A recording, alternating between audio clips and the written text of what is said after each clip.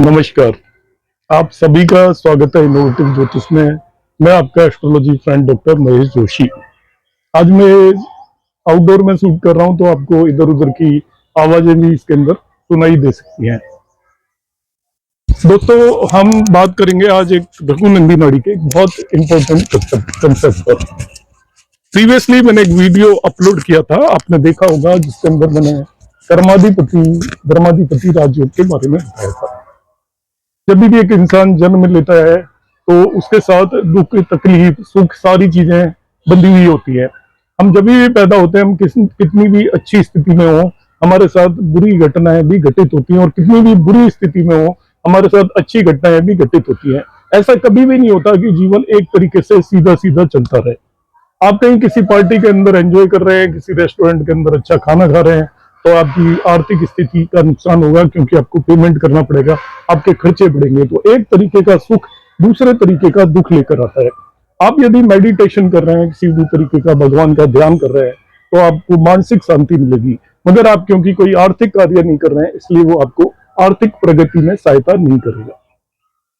तो हमारी कुंडली के अंदर सभी तरीके के योग हमेशा होते हैं, और हम जिंदगी के अंदर सभी तरीके की चीजों को एक साथ सहन कर रहे होते हैं। कभी भी समय पूरी तरीके से अच्छा और पूरी तरीके से बुरा नहीं होता, मगर कभी समय आपका ज्यादा बेटर अच्छा होता है, और कभी समय खराब ज्यादा होता है। जब खराब ज्यादा होता है तो हम महसूस करते हैं कि हमारा समय बहुत बुरा जा रहा है, और अच्छा होता है तो हमें लगता है कि हमारा समय बहुत अच्छा जा रहा है। आपकी कुंडली के अंदर भृगुनंदी नाड़ी के इतने सटीक सूत्र हैं, जो आपको एडवांस में ये बता सकते हैं कि आपका कब समय अच्छा होने वाला है। अब जब आपका समय अच्छा आने वाला है, तो आप आर्ग्यू कर सकते हो कि ईश्वर ने जब हमें पैदा किया है, तो हमारी कुंडली में सभी योग पहले से ही बना के भेजे हुए हैं, और हमारे साथ जो जो जब जब होना है वो होगा, हम कुछ नहीं कर सकते। तो यहाँ पर हम कुछ नहीं कर सकते वाला स्टेटमेंट पूरी तरीके से करेक्ट नहीं है। आपको इस जन्म में भी कर्म करने की आजादी है, जिसे हम क्रियामान कर्मास बोलते हैं। आप कैसे क्रियामान कर्मास करोगे, उसके बेसिस पर आपकी जिंदगी शेप हो सकती है, बदल सकती है। आपकी कुंडली के जो नेटल प्रॉमिस है, वो घटनाएं तो होंगी, मगर उनकी फॉर्म बदल जाएगी। अब आपको यदि पहले से ही पता चल जाए कि आपका समय अच्छा आने वाला है या बुरा आने वाला है, तो हम उसे मॉडिफाई करने की कोशिश कर सकते हैं, उसका रास्ता तय कर सकते हैं, रास्ता बदल सकते हैं।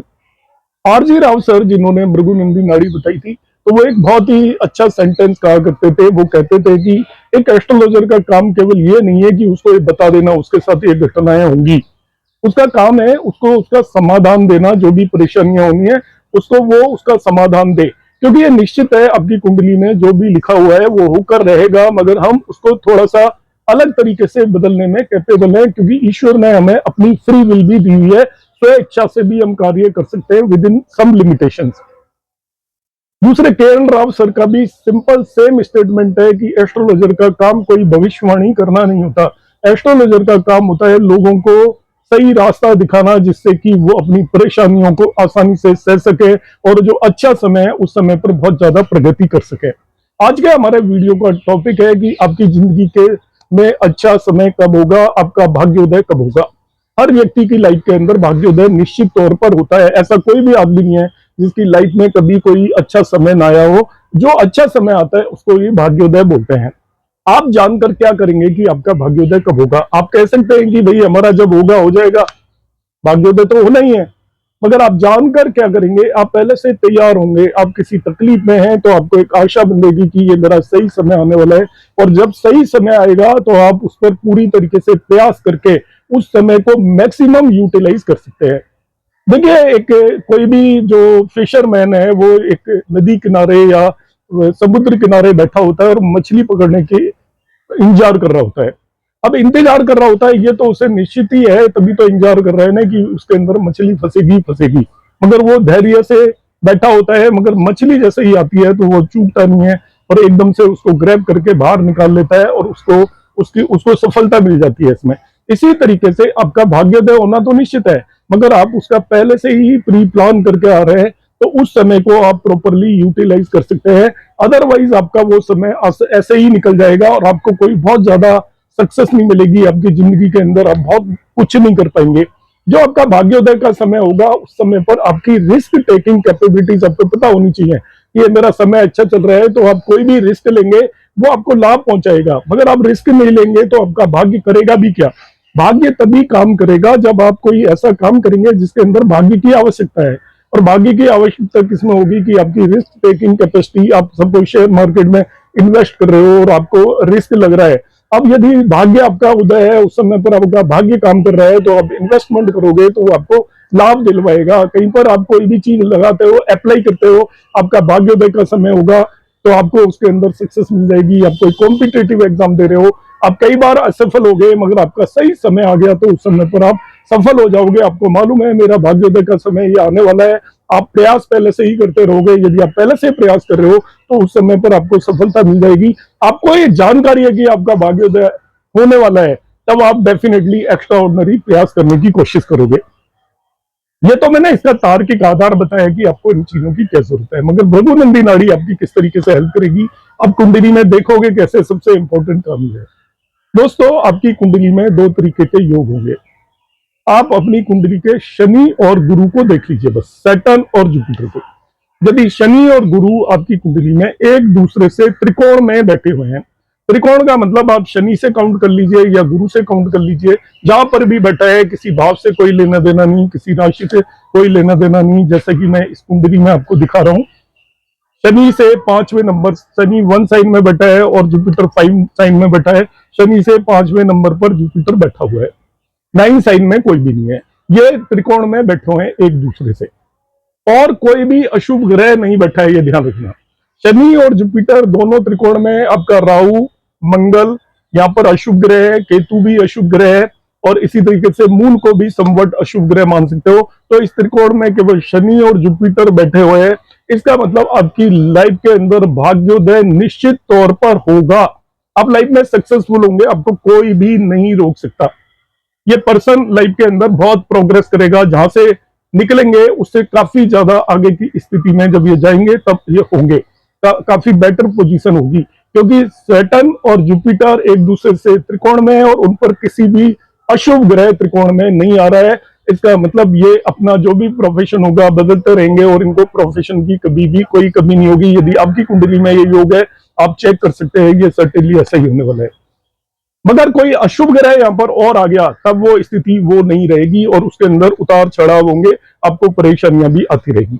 अब इस व्यक्ति का भाग्योदय होना निश्चित है, जिंदगी में कई बार होना निश्चित है, और कब कब होगा वो मैं आपको बताता हूँ।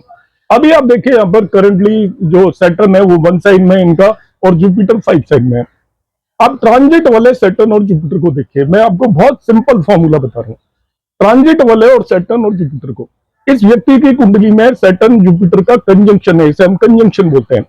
अब यहाँ पर कई स्थितियों में इसका भाग्योदय होगा। जब आपका ट्रांजिट वाला सैटर्न इनके सैटर्न पर आ जाए और जुपिटर जुपिटर पर आ जाए, जैसा अभी होने वाला है, ट्रांजिट वाला सैटर्न सैटर्न पर आ जाए, जुपिटर जुपिटर पर आ जाए, तभी भी भाग्योदय होगा। और उलट जाए कि ट्रांजिट वाला जुपिटर सैटर्न पे हो और ट्रांजिट वाला सैटर्न जुपिटर पे हो जाए, तब वो और भी बेटर स्थिति मानी जाएगी। इन दोनों स्थिति में भाग्योदय होगा। तो ट्रांजिट वाला सैटर्न, अभी देखिए सैटर्न 12 साइन में ट्रांजिट कर रहा है। अभी हम देखेंगे 2028 फरवरी के आसपास सैटर्न आपका 1 साइन में चला जाएगा, सैटर्न सैटर्न के ऊपर आ जाएगा, और उसी समय पर 1 मार्च के आसपास 2028 के अंदर जुपिटर जुपिटर पर आ जाएगा। तो सैटर्न के ऊपर सैटर्न ट्रांजिट करेगा, जुपिटर के ऊपर जुपिटर ट्रांजिट करेगा। साथ ही साथ एक और स्थिति आपको रखनी है, आपका राहु और केतु का कोई भी ट्रांजिट में इन दोनों पर असर नहीं होना चाहिए। तो आप देखोगे अभी केतु 5 साइन के अंदर ट्रांजिट कर रहा है, जब इनका जुपिटर जुपिटर के ऊपर सैटर्न सैटर्न के ऊपर होगा तो कुछ समय पर केतु भी जुपिटर के ऊपर ट्रांजिट कर रहा होगा। तो केतु भाग्योदय नहीं होने देगा। जैसे ही केतु 5 साइन को छोड़कर 4 साइन में एंटर होगा तो एक टाइम इनका ऐसा आएगा कि आपका सैटर्न के ऊपर सैटर्न ट्रांजिट कर रहा है और जुपिटर के ऊपर जुपिटर ट्रांजिट कर रहा है। वो इनकी स्थिति ऐसी होगी जो इनका भाग्योदय का समय होगा, आप ऐसा मानकर चलिए। इसी तरीके से हम किसी भी कुंडली के अंदर भाग्योदय के समय को देख सकते हैं। आपकी कुंडली में यदि सैटर्न और जुपिटर एक दूसरे से त्रिकोण में नहीं है, तभी भी चिंतित होने की जरूरत नहीं है। आपके भाग्योदय का समय देखने का भी बिल्कुल यही तरीका होगा।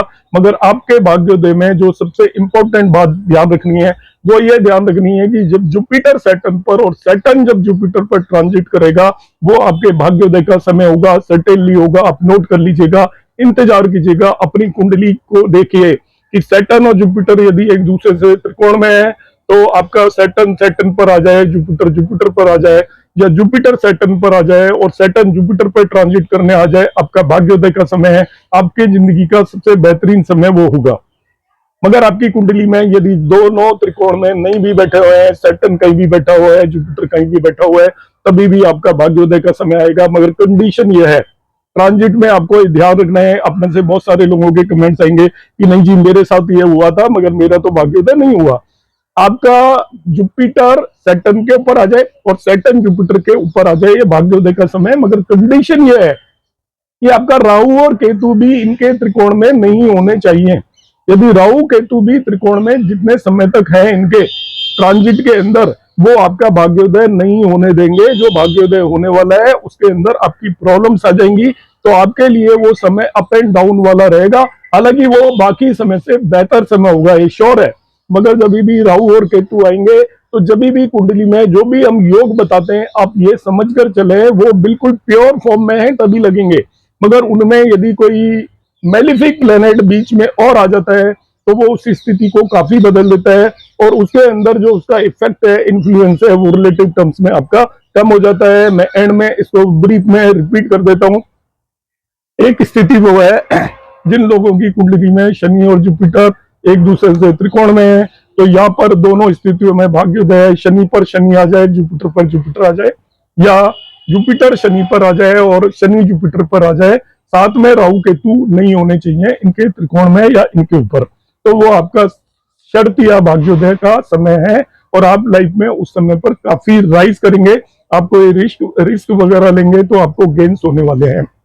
दूसरी स्थिति है जिनकी कुंडली में वो त्रिकोण में नहीं बैठे हुए हैं, तो उनके भाग्योदय के लिए केवल एक कंडीशन है कि जुपिटर सैटर्न पर और सैटर्न जब जुपिटर पर ट्रांजिट करेगा उस पूरे पीरियड में, मगर साथ में आपको ध्यान रखना है कि राहु और केतु आपके ट्रांजिट नहीं करने चाहिए, तो उस समय पर उस व्यक्ति का भाग्योदय का समय होगा।